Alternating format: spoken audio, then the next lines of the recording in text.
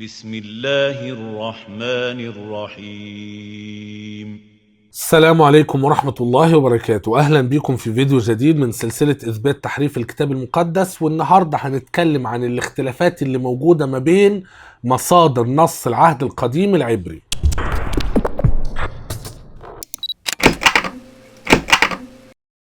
في البداية، لو انت مهتم بالحوار الإسلامي المسيحي وبالنقد الكتابي تحديدا، يبقى انت لازم تشترك في هذه القناة. اضغط على زر الاشتراك الأحمر واضغط على علامة الجرس علشان تجيلك كل الإشعارات بكل الحلقات الجديدة. احنا قلنا قبل كده ان مصادر نص العهد القديم العبرية كتير. عندنا مخطوطات النص الماسوري، ومخطوطات النص القمراني، ومخطوطات النص السامري، وبشكل عام من ضمن مصادر نص العهد القديم مخطوطات الترجمة السبعينية اليونانية.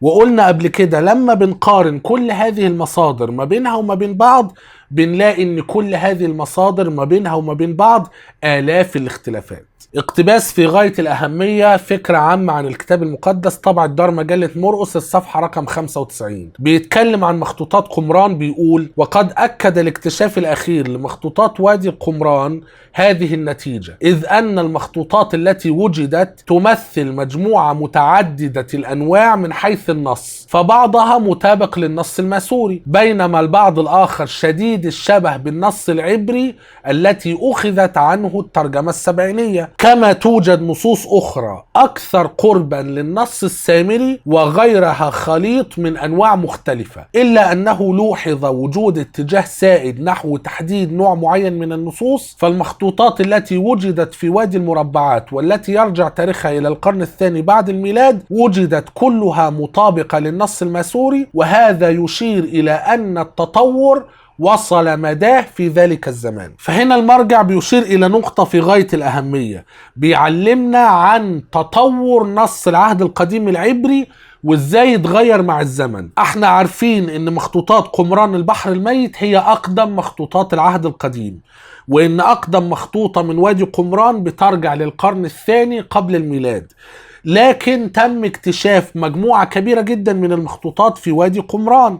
هذه المخطوطات لما جينا نقارنها ما بينها وما بين بعض، لقينا ان هي تشكيلة كبيرة من انواع مختلفة من نص العهد القديم. فبالتالي لما جينا نقارن مع مصادر مختلفة لنص العهد القديم، وجدنا ان ساعات في تشابه مع النص الماسوري، وساعات في تشابه مع النص السامري، وساعات في تشابه مع النص اليوناني بتاع الترجمة السبعينية، وفي نص جديد مختلف اللي هو النص القمراني نفسه. فده معناه باختصار ان مصادر نص العهد القديم المختلفة لما نقارنهم ما بينهم وبين بعض بنلاقي ما بينهم اختلافات، وكل مصدر على حدة يعتبر شكل مستقل لنص العهد القديم. نقرأ مثلا اقتباس في غاية الأهمية عن النص السامري في كتاب تاريخ الكتاب المقدس، طبعة دار الثقافة، لستيفن ميلر وروبرت هوبر، الصفحة رقم 57.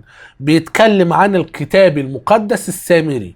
بيقول: في الأزمنة الكتابية المتأخرة كان اليهود يعتبرون السامريين بأنهم شعب وثني من أجناس مختلطة وإيمان منحرف، فقد قال اليهود إن السامريين كانوا نتاج غزاة أشوريين استولوا على شمالي إسرائيل في القرن السابع قبل الميلاد وتزاوجوا مع اليهود الذين بقوا في البلاد، ولكن السامريين قالوا إنهم البقية الأمينة الوحيدة من إسرائيل والحارسون للكتاب المقدس الحقيقي. احنا عارفين انه بشكل تاريخي ان بني اسرائيل كانوا دايما بيختلطوا مع الشعوب الوثنية اللي كانت عايشة حواليهم، فكان دايما في قسم من بني اسرائيل بيدعي ان انا الامين اللي ما اختلطتش بالشعوب الوثنية، وفي جزء آخر من شعب بني إسرائيل بيتم اتهامه إنه خان العهد وإنه اختلط بالشعوب الوثنية واتجوز منهم. فبالتالي اليهود السامريين بيتهموا اليهود العبرانيين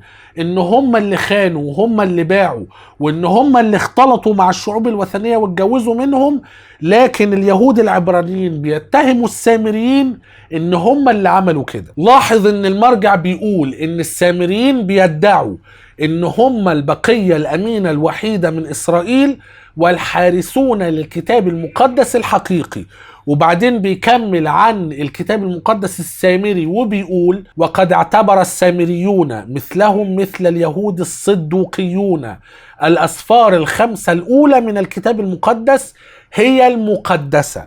بمعنى ان العهد القديم بيبتدي بأسفار موسى الخمسة. المفروض ان يهود العبرانيين بيعتبروا ان 39 سفر من أسفار العهد القديم العبري اللي موجودة ما بين ايدين البروتستانت او ترجمة الفان دايك هي الكتاب المقدس اليهودي. لكن السامريين ما كانوش بيقبلوا كل هذه الأسفار، وده أول اختلاف. السامريين كانوا بيقبلوا أسفار موسى الخمسة بس، وبيعتبروا باقي الأسفار إن هي غير موحى بها من الله وليست مقدسة على قدم المساواة مع أسفار موسى الخمسة. ولكن نسختهم من هذه الأسفار الخمسة بها اختلافات هامة عن النسخة العبرية.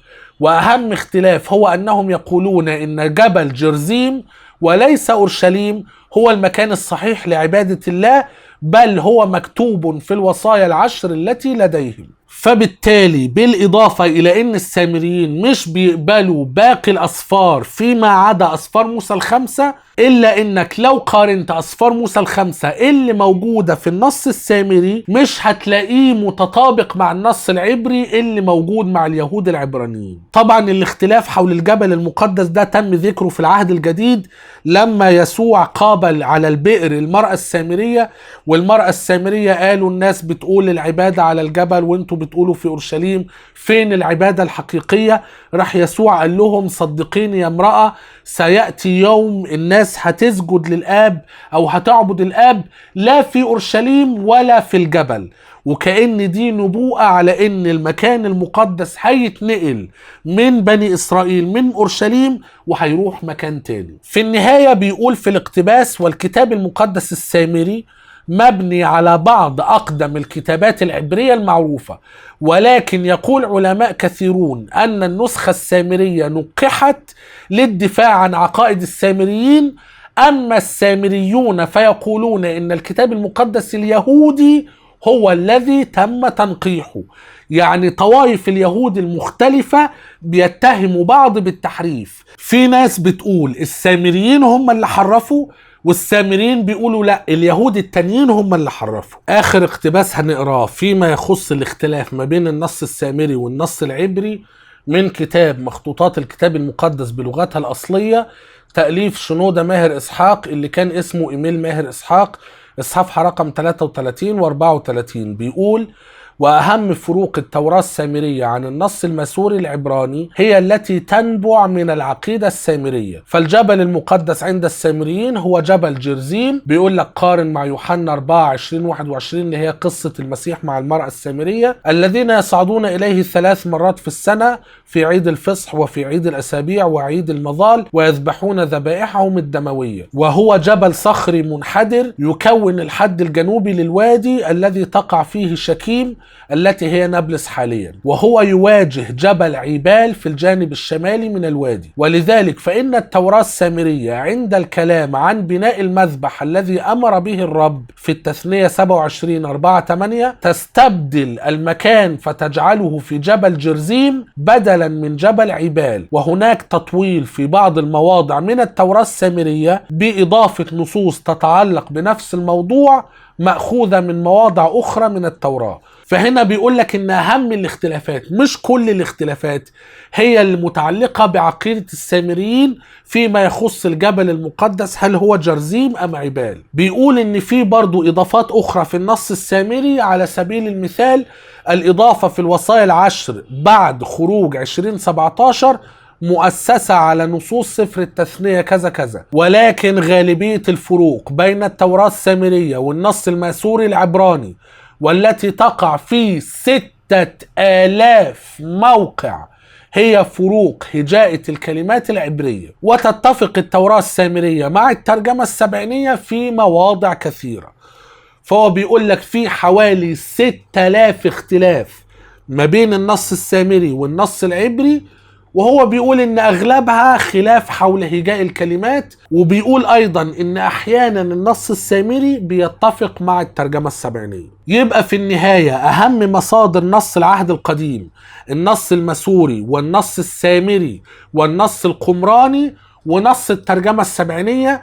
ولما بنقارن كل هذه المصادر ما بينها وما بين بعض بنلاقي آلاف الاختلافات، وكل هذا يدل على التحريف او زي ما بيقولوا تطور النص العبري عبر الزمن. انا هكتفي بهذا القدر في هذا الفيديو. لو كان الفيديو عجبك لايك وشير وسبسكرايب. لو الفيديو ما عجبكش اعمله ديسلايك مش مشكلة. لو تقدر تدعم وترعى القناة على باتريون زور صفحتنا على باتريون، هتجد الرابط اسفل الفيديو. الى ان نلتقي في فيديو اخر قريبا جدا باذن الله عز وجل. لا تنسوني من صالح دعائكم، والسلام عليكم ورحمة الله وبركاته.